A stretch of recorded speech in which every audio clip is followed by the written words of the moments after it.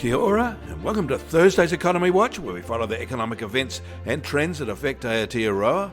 I'm David Chaston, and this is the international edition from interest.co.nz, and today we lead with news that poor American data has seen risk aversion rise in financial markets, with the US dollar falling, benchmark bond prices rising, that is yields falling, many key commodity prices either falling or showing weakness, and Wall Street underperforming global markets. The poor data was important and widespread.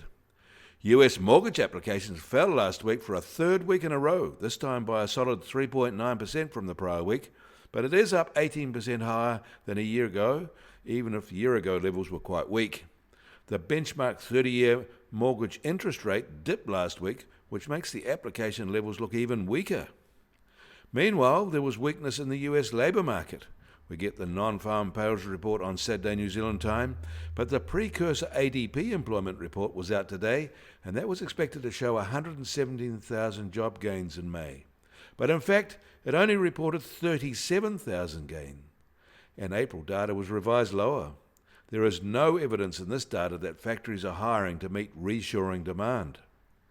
And the widely watched ISM services PMI isn't showing much optimism either, slipping into a small contraction. It's first since June 2024, with all the post-election hubris now evaporated. A feature of this report is the sharpness of the new business component fall. And staying in the US, vehicle sales tumbled in May, falling to an annual rate of 15.65 million units. That was well short of analysts' cut-down estimates of 16.3 million, and the steepest monthly decline in nearly 5 years. In April, sales ran at a 17.25 million rate, and that itself was below the 17.8 million rate in March, when buyers rushed to get ahead of anticipated tariff tax price hikes.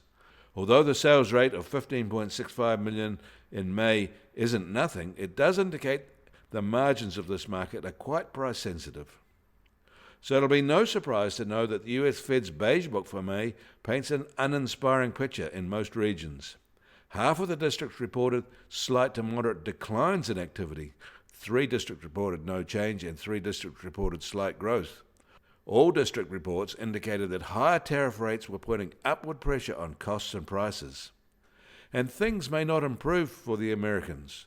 Trump is now whining that Xi won't take his call. But he did call Putin, who took his call.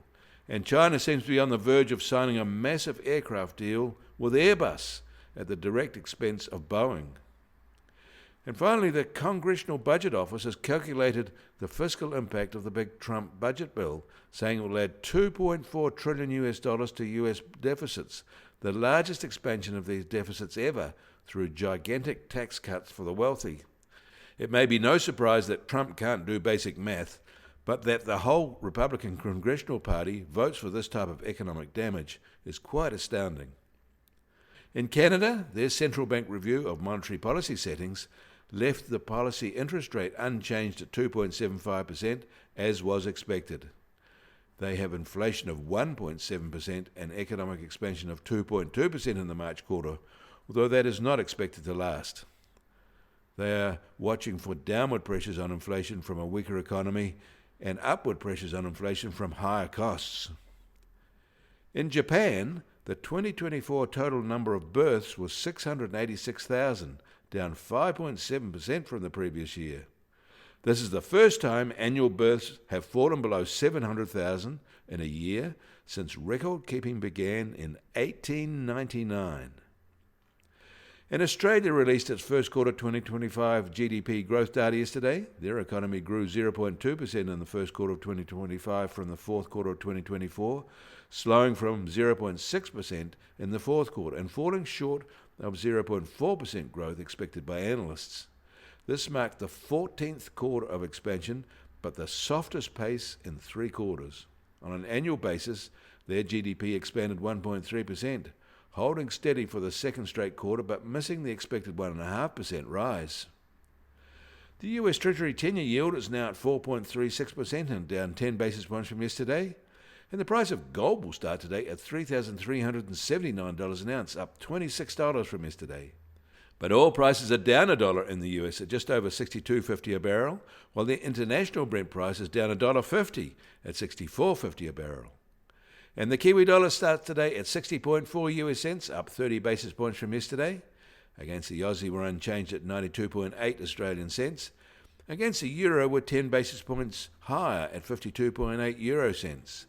That all means our trade weighted index starts today at 68.2 and up 10 basis points from yesterday. And the Bitcoin price starts at $105,010 and down 0.9% from yesterday.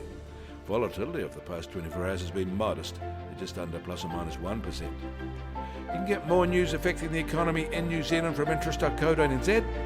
Kia ora, I'm David Chaston. We'll do this again tomorrow.